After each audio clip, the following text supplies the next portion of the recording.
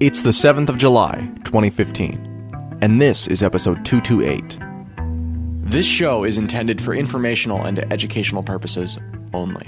What cryptocurrency enables is new, empowering, and exciting, but we're not experts, just obsessed companions walking the road towards a more peer-to-peer future.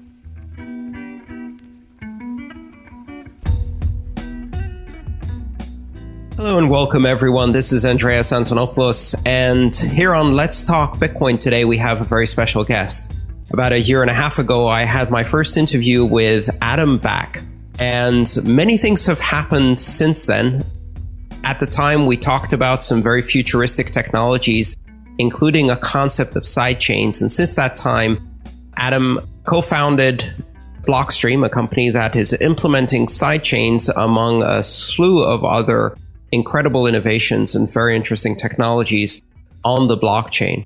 For those of you who didn't hear the first interview, Adam Back is the inventor of Hashcash, which is a technology that is a fundamental building block of both Bitcoin's proof of work algorithm, as well as most other blockchains out there today. One of the few people cited in the Satoshi white paper, a veteran of the crypto space and also the cryptocurrency space. Adam, welcome back to the show. It's really a pleasure to have you here. Thanks. It's good to be here and talk about sidechains. About a year ago, we were starting to have these conversations about sidechains. The company Blockstream was formed with a number of very prominent and very active developers who are great innovators in the space. Just a few weeks ago, the first alpha edition of Sidechains technology was launched with the Elements project. So can you tell us a bit about the journey of getting from this idea we talked about a year and a half ago to releasing the first alpha?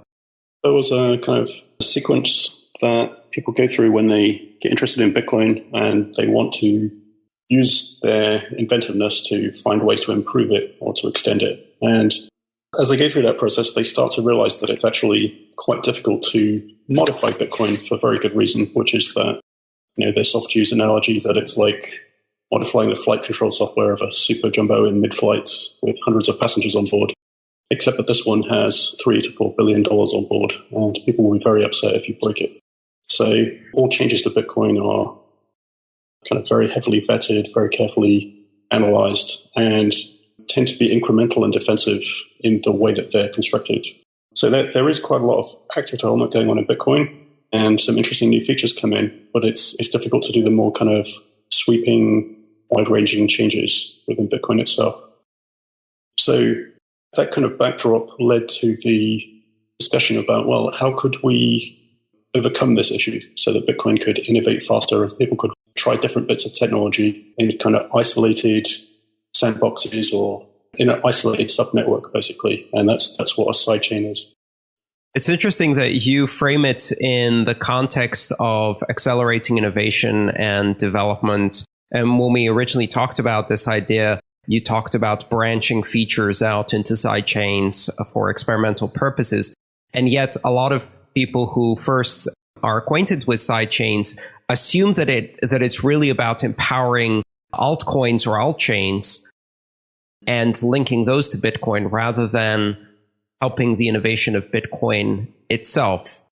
People have tried, there are a kind of range of types of alternative coins, some of them with some interesting features and some of them which are more just economic experiments. Frycoin, which is an interesting economic experiment in Demarage. There are a few other altcoins which are doing interesting, let's say, privacy-related things. And so one of the challenges with starting a new coin is that it's a from-scratch experiment. You may not make the kind of bootstrap of level of interest. Volatility will be worse. The security will tend to be worse because the rate of mining will be quite low. So it's quite challenging, actually, to start a new coin these days. So Bitcoin had it easy because in the first year or so, there was no exchange rate, fewer transactions, less economic incentive to attack it kind of thing. And more kind of shallow bugs were fixed at that point, so that there are very few left at this point. Don't need any kind of security implications. It's tough starting a new coin, shall we say. And also people often, they just want access to the feature. They don't necessarily want exposure to kind of high risk profile, extremely volatile, speculative asset. And so a sidechain gives you a way to do that kind of experimentation, but in a way that's connected to Bitcoin. Now, obviously, the technology is generic. This could be, change set could be applied to another coin, potentially. But the interesting thing is to kind of separate out the speculative element from the innovation element. So now we can innovate directly within Bitcoin, and we can do interesting things. And so, for example, I mentioned privacy, and we have this confidential transactions feature within the sidechain alpha. So alpha it's actually the name of the network because it has its own network. And as we bring out second networks, there'll be a beta and a gamma in that kind of sequence. One interesting thing about sidechains is that it allows you to move coins between networks. So the alpha network is connected to Bitcoin's testnet because it's an early stage version of the software. And we don't want to put live Bitcoins in it until we have some more quality assurance into the belt. But as we move to beta, we won't decommission alpha. We'll just allow people to move coins out of alpha into beta and back again if they would like. It kind of demonstrates the flexibility of running multiple networks. Actually, all of the versions will be running in parallel. For a person who's interested in experimenting with alpha, the experience is very similar to working with Bitcoin Core in terms of the user interface on the command line, the RPC interface, and the graphical user interface is barely modified from what I understand. But essentially, you're running a node, and that node is connecting to the alpha network, which is running a sidechain. And that sidechain is then linked to Bitcoin's testnet. Correct, yes. Very good. Let's talk a bit about some of the compromises that have gone into alpha. Now, this is the very first sidechain.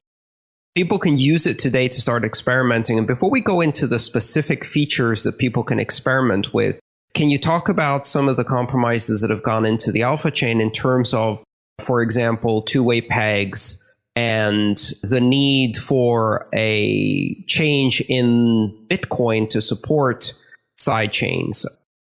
As we talked about in the distant past, and some of your listeners may be aware, the actual full implementation of a sidechain that can connect to Bitcoin, Bitcoin network, and where you can move Bitcoins out of Bitcoin into the sidechain and back again, requires a change to Bitcoin. This is a soft fork change, so it's backwards compatible and can be phased in. And Bitcoin has done a number of these kind of changes in the past, so they're known to be manageable from a change management point of view. But obviously, at this point, we're working with testnet coins, and the process of discussing that change with the technical community hasn't started in detail. In order to have a facility for people to use it anyway, in the meantime, we've kind of used a sort of workaround or bridging technology. There are a group of what we call functionaries that are all the sidechain looking as they would in the final picture. But for Bitcoin, these functionaries look like multi-signers. So if they have a multi-sig, they control coins that are in the sidechain. So we say functionary because they're not in a discretionary position. Their job is to listen to the withdrawal messages on the sidechain. So if the sidechain says, okay, this coin needs to move back to Bitcoin, their job is to move it back to Bitcoin, not to decide some policy or something. In fact, the functionaries in the live system with Bitcoins, which will come later, will use tamper-resistant machines. So a computer that will open the case, you'll zero the keys and things like that. And that will help ensure that somebody tries to tamper with it, or somebody breaks into the data center, it will be much more difficult for them to override its behavior. So it's a multi-sig, so you might see an example of something like 6 out of 8 of these functionaries have to agree to move a coin for it to go across the boundary into Bitcoin, vice versa. Sidechain Alpha also has signing instead of mining at stage as well. So the transactions are not mined, they're signed by actually the same group of functionaries. That could be a different collection of functionaries in a different threshold. So there are up to 1 megabyte transaction blocks being signed by the federation of functionaries on an approximately 1 minute interval in the Alpha network. In a later version, we will add some additional support so that it's closer to the final picture. Once a change is made using a soft fork in Bitcoin Core, let's assume that you negotiate with the core developers, reach consensus, and a soft fork change is introduced into Bitcoin. How does that change the relationship between Bitcoin and the sidechain, and what does that do to the role the functionaries play? You can think of Bitcoin's proof of work as a signature with a vast number of signers. Let's say there are 5,000 nodes out there. What Bitcoin's proof of work does is it says, well, the majority of them agree that this is the correct transaction set. This transaction set is valid. In the functionary network, it's also a multi-signature, but it's a much more static one with, 5 of 8, 6 of 8 kind of individually identified miners, because there's procedure to replace one if one goes offline or ceases to participate, but it's kind of more manually managed and static, whereas Bitcoin is a much larger set of signers.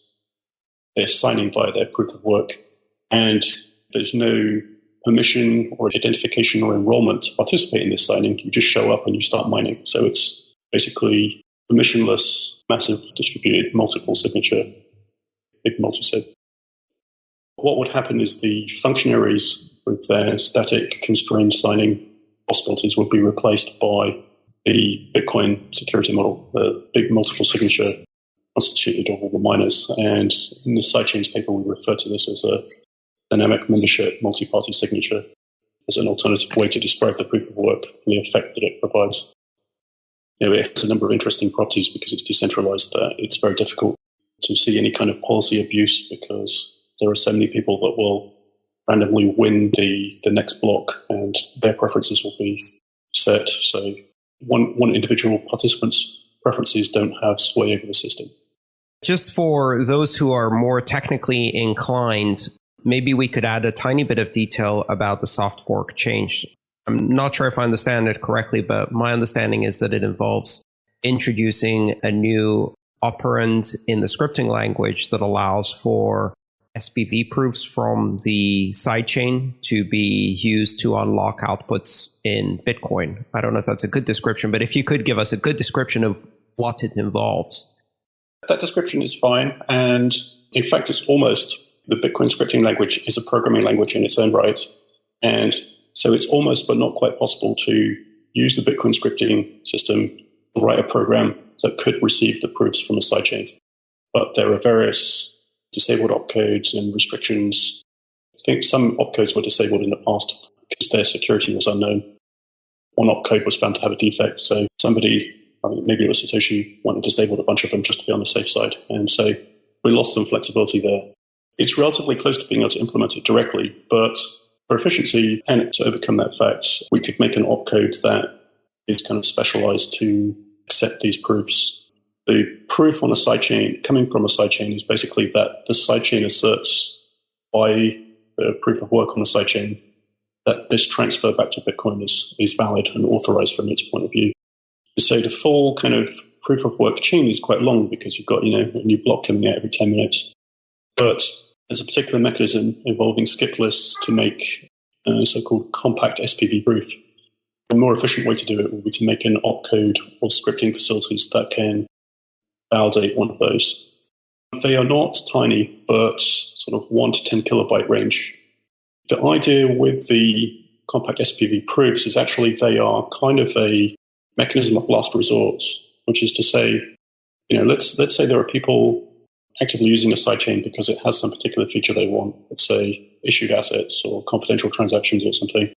And so some people are moving coins in there, they're doing things with them, maybe for long-term storage, they're moving back to Bitcoin. So there's trade going both ways. And in the normal run of things, those people can swap coins. So there's no need to resort to the return peg. And also people doing arbitrage can get into that game and, solve the time preference by having a store of coins on both sides and swapping them for a small fee. And it also ties into Lightning. You should be able to swap sidechain coins for main chain coins using Lightning as well quite instantly.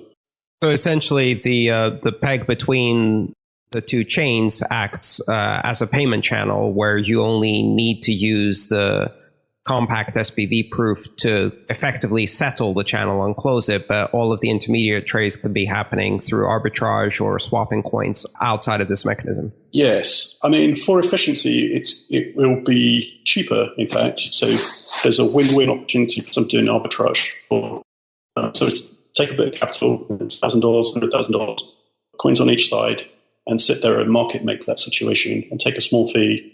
They can offer better value to a user than paying the fees for a large transaction with a direct peg transaction.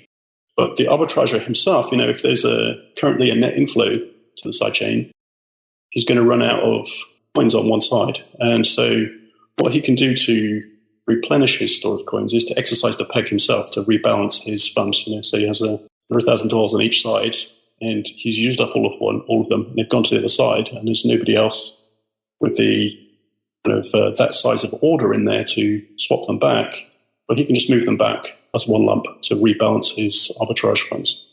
So that's really where the arbitrage comes in, is if there's an imbalance in the market conditions and the arbitrager wants to rebalance. The other way to do it is without involving a third party, you can do an atomic cross-chain swap, which is an existing protocol that's been known about in Bitcoin, where you can swap one coin for another, but you can do that between different chains atomically. So that would work in this situation. And when the Lightning protocol is available, you can actually do atomic cross-chain swap on the Lightning network, which is much cheaper and faster than an atomic cross-chain swap is a moderately slow kind of process. It involves transactions on both sides. Well, the introduction of sidechains has certainly been long awaited, and people are very excited about the possibilities, but the introduction of the Alpha network was not just the sidechains technology, but also half a dozen or more elements, as they're called, which are specific features within the sidechain that are testing now and can be developed and tried out by various developers. Can you describe some of those elements? We tried to pick an interesting set of features that would be of interest to the Bitcoin community at large, to very technical people who develop Bitcoin applications, and to business and banking and finance ecosystem that's starting to look at Bitcoin blockchain technology as a kind of upgrade to their protocols with better trust characteristics. And so a number of these things are interesting to multiple people. So confidential transactions is an interesting one in that regard. What that does is use some interesting cryptography. The idea is that you can choose to not reveal the value of a transaction except to the person you're sending it to. The actual value is committed to, and the miners and everybody, or the full nodes and everybody watching the network can check that the values add up, but they don't know what the values actually are. This works via something called a homomorphic commitment, which is sort of related to a homomorphic encryption. So generic homomorphic encryption is more a research and development topic and is quite inefficient, but that's homomorphic encryption. The generic version is when you can both add and multiply in the scheme. But for schemes where you can only add or only multiply, there are many perfectly efficient systems. And so the homomorphic commitment is using one of those. So the discrete log scheme used by Bitcoin is amenable to that, in fact. Now, the only slightly complicating factor about doing this is that the addition is not normal addition. It's addition modulo n, which is a order of the group, a very large number.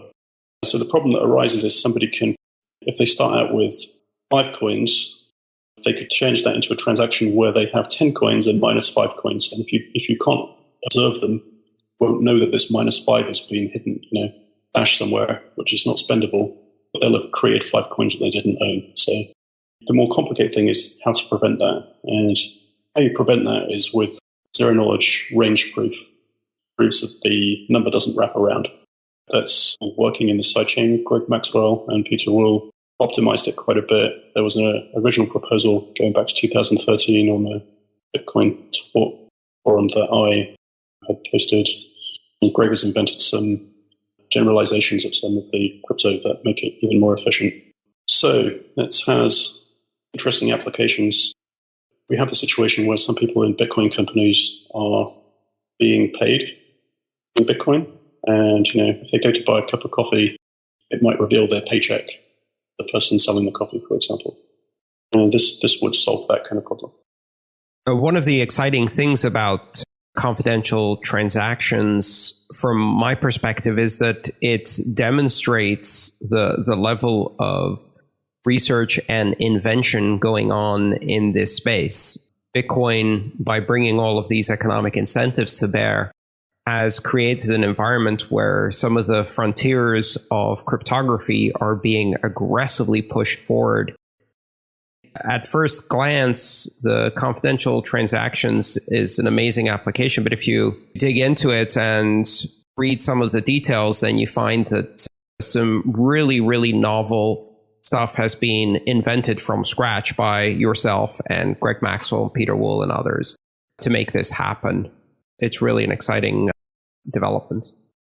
So I mentioned that some of these features, they're attractive to multiple segments of the Bitcoin user base and companies interested in blockchain technology. So confidential transactions, we talk obviously to a number of financial players who are interested in blockchain technology, and it's very common for them to say that they would be interested to use Bitcoin as a settlement mechanism, but they're a little worried about the degree of transparency. So, they have their business records, and the people they're trading with have records, even requirements to record and keep those kind of records.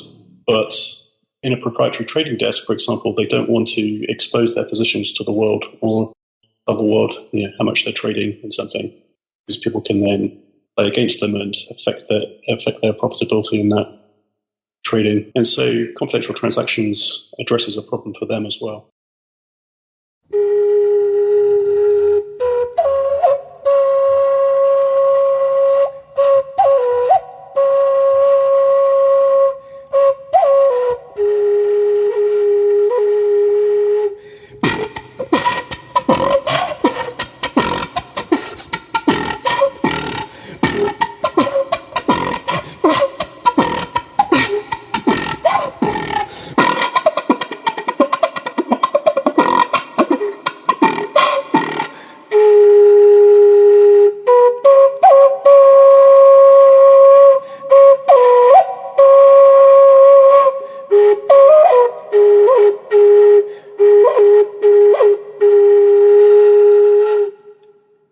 Hey folks, Adam B. Levine here. That little musical interlude is called Flutro from the group The Free Descendants of Man. Today's magic word is side. That's S-I-D-E. Side. You've got until the 14th of July to visit letstalkbitcoin.com or the Let's Talk Bitcoin iOS app to enter it for your share of the listener rewards. Also, if you're interested in the Tokenly project, we've hit our alpha release milestone and have our 3 core applications and tools now available as we onboard initial merchants, token creators, and generally customers who want to use tokens easily and cheaply in their own projects or businesses. To learn more, hit the Token Services menu item at letstalkbitcoin.com, and stay tuned for a more comprehensive update on an upcoming show. But for those of you who are anxious to see what's up, you know where to look, and it's ready now. That's all for today. Let's rejoin Adam Back and Andreas now for the rest of their conversation about sidechains, Schnorr signatures, and more. People will be familiar with color coins where you watermark Bitcoins to indicate that it's a share in a startup, or it represents ownership of a bond, or even a physical property or smart property. Using watermarks has certain implications, so it makes it difficult for SPV wallets to be aware, and it implies restrictions on the smart contracting you can do with it, because the Bitcoin contracts are not aware of watermarking. With the issued assets feature, what you're able to do, there's a new type of transaction which allows you to create a new type of asset and issue a bunch of units.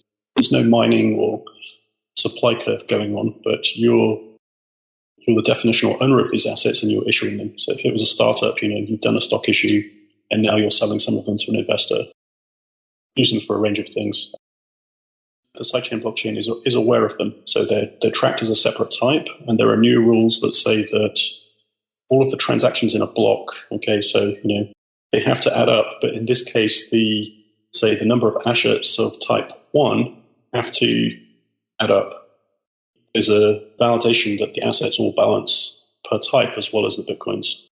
There's also smart contract extensions to allow trades. So you can use this to build peer-to-peer trades and decentralized exchange technology. So if somebody were to issue US dollars as an issued asset or euros, collaboration with a bank or a startup that's interested to do that, then people would be able to have blockchain enforced atomic execution of trades without trust in an exchange. Might use an exchange for the price feed and the introduction to find out which bids and asks are there. But the bids and asks are blockchain executable bids and asks. So you would be selling it saying, I'm willing to sell this stock unit in my startup for 1 Bitcoin. And other users can come along and say, well, okay, they'll put in their bid.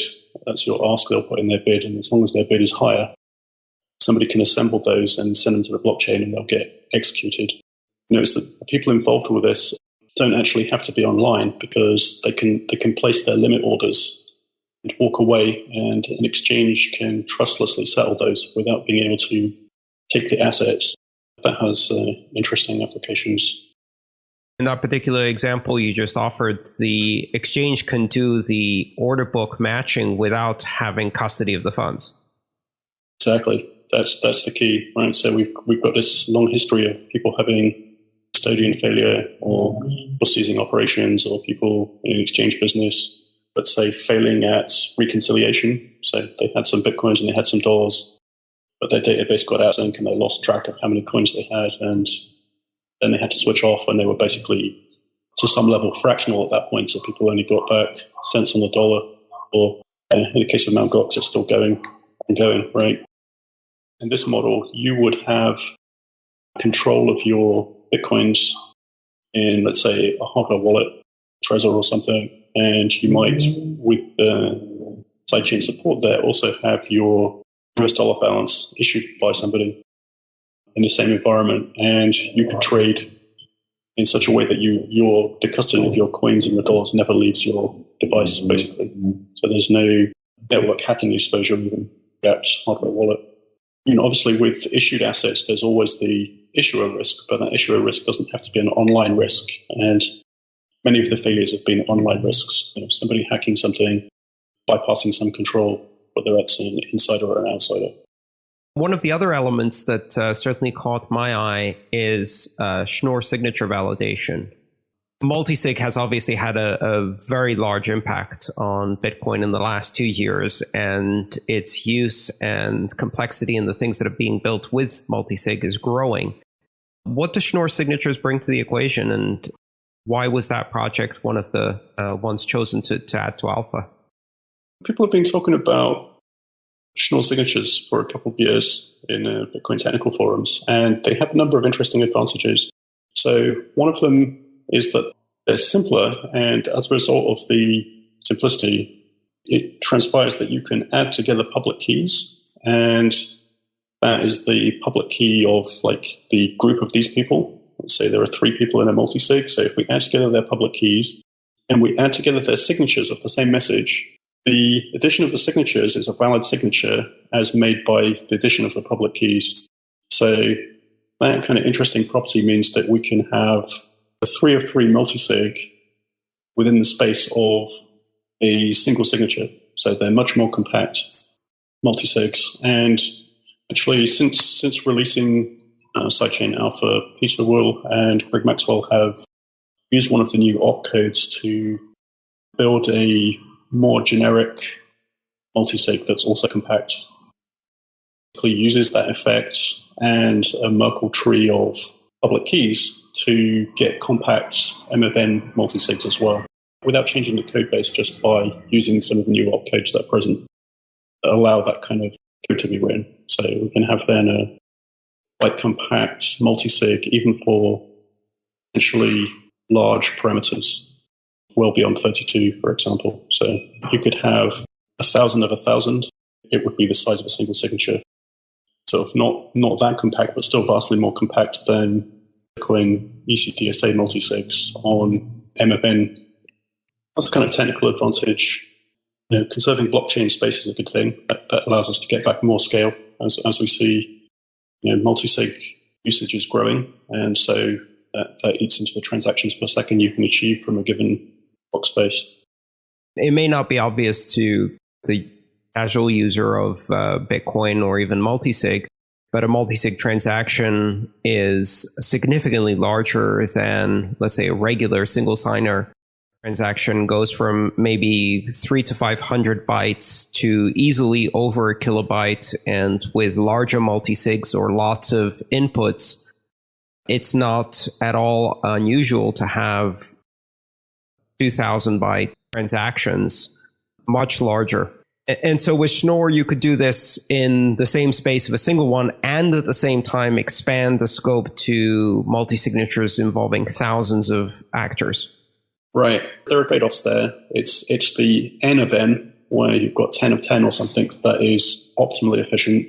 But using this Merkle tree construct, which will be in a blog post soon, so we might be able to have a link on the podcast page, you can have N of M, the more conventional N of M signatures, much more compactly, though not the same size as a single signature. So, I mean, what's going wrong, as you alluded to, with the single multi-sigs is they are sort of simplistic and crude in the sense that, okay, if you want 2 out of 3 people to sign, well, there's, really 3 public keys and there's really, literally 2 signatures there.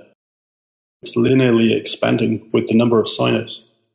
So there's not really anything kind of cryptographic or algorithmic about a multi-sig. It's just literally multiple signatures in a kind of banking mandate sense that, okay, 2 of 3 directors have to sign checks over this size. Well, there literally has to be space for that many signatures in the CDSA multi-signature case. Clearly, a change like this will expand the applicability of multisig to things that we've never used this type of diffusion of control and power before.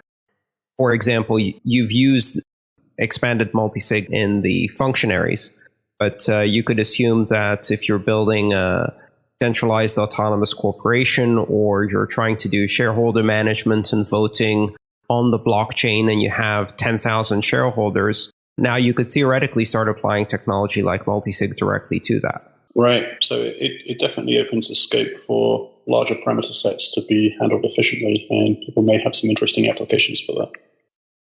One application that we had in mind with kind of very large 1 out of 1,000 kind of signature that's very compact is that, so people have talked about, if you're a company that specializes in hosting and you've got thousands of servers out there and you want to know when they're hacked into, one way to find out is to put a Bitcoin on there and to see when it gets stolen, presuming the motivation of the person who breaks in is sufficient that they would actually take the Bitcoin.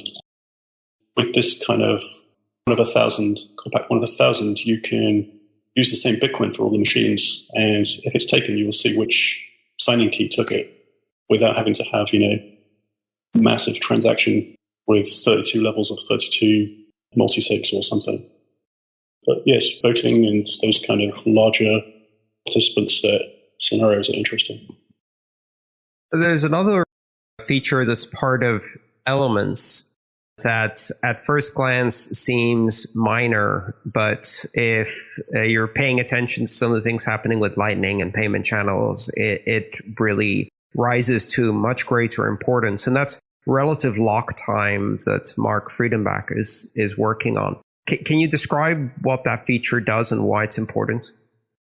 So the original lock time feature in Bitcoin was a kind of post-data check. You weren't even allowed to present it to the network until the time has passed. Peter Todd has been working on this area. As part of the Lightning Network proposal, they contemplated a relative check lock time.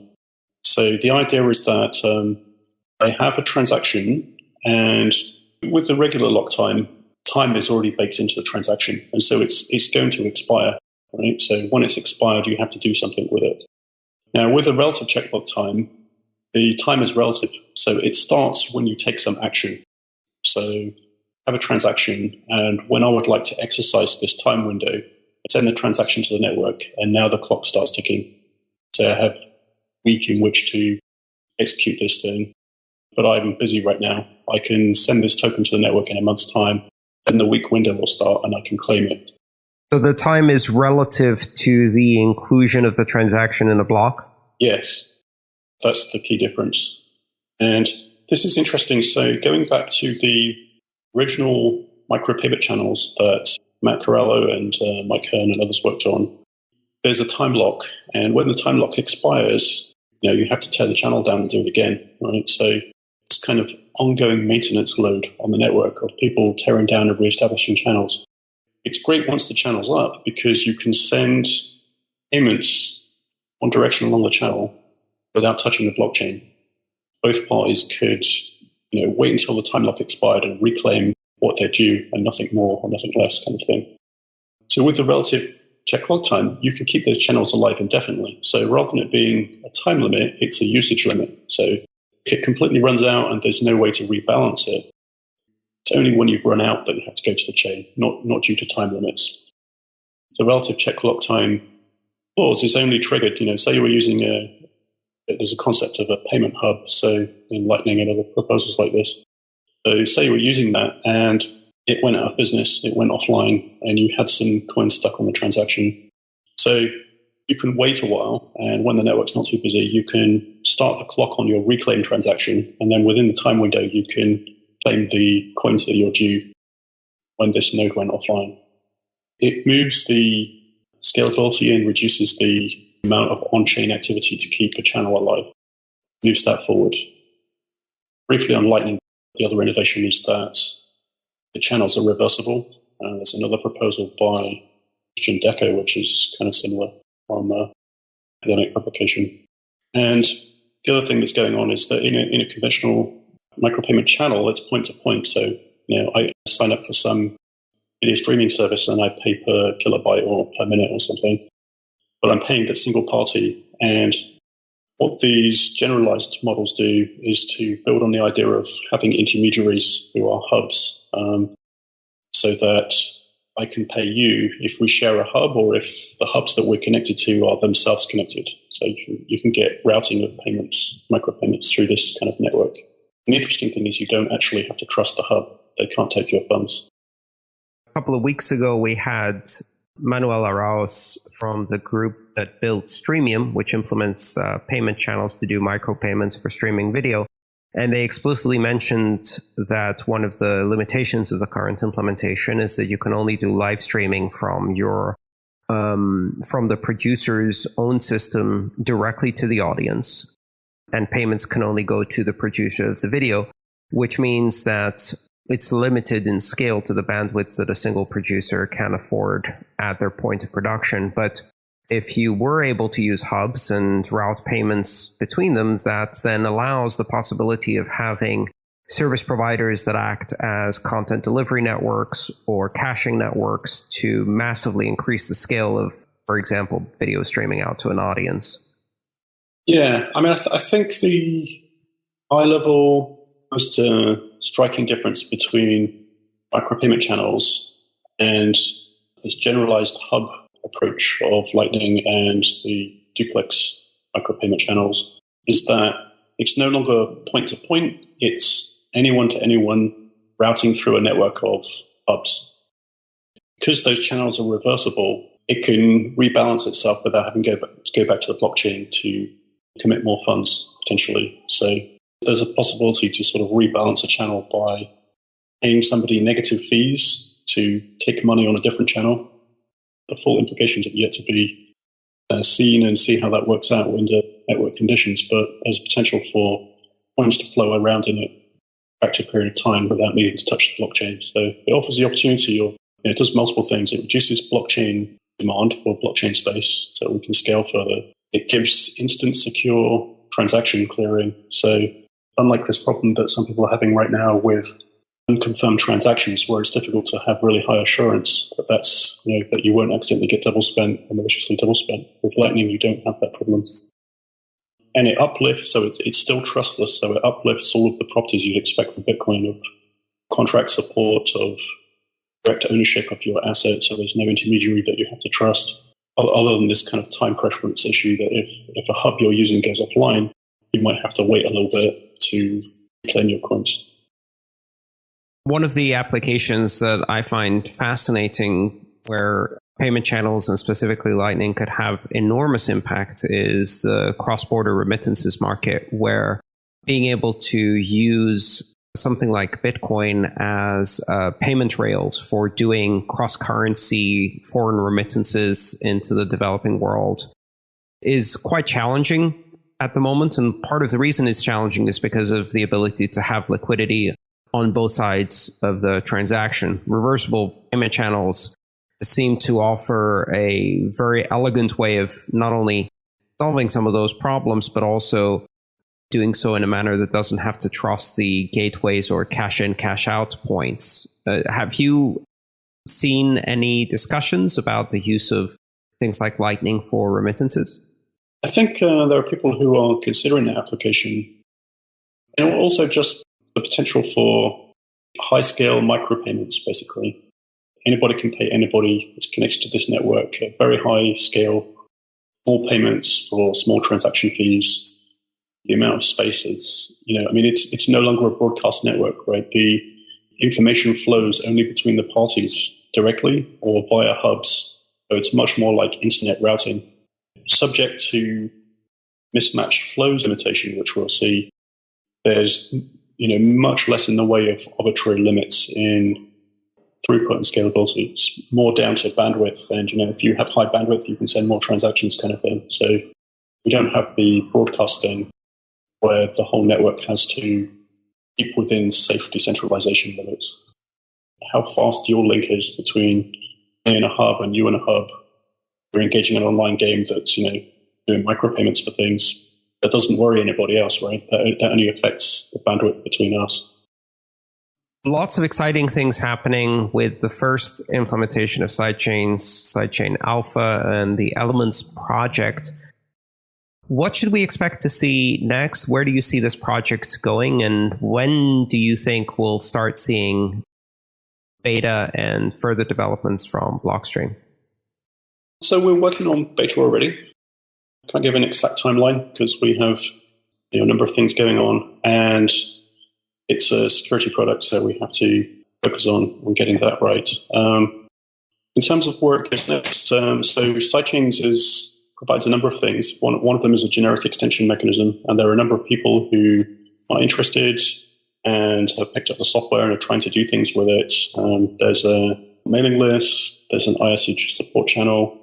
Third parties, like other people, developers and companies, will be extending, building their own sidechain, basically using the framework.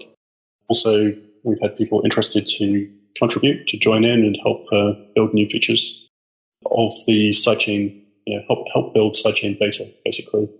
And we have a whole range of ideas queued up for improve the flexibility of sidechain as it goes into beta. The other project, the Lightning Network, that's something that Blockstream started working on officially with source code repositories on GitHub and mailing lists and things like that relatively recently. Do you see that as being part of Sidechains in the future, or do you see it as a separate project that Blockstream just has interest in? Lightning is a generic sort of acceleration mechanism for blockchains.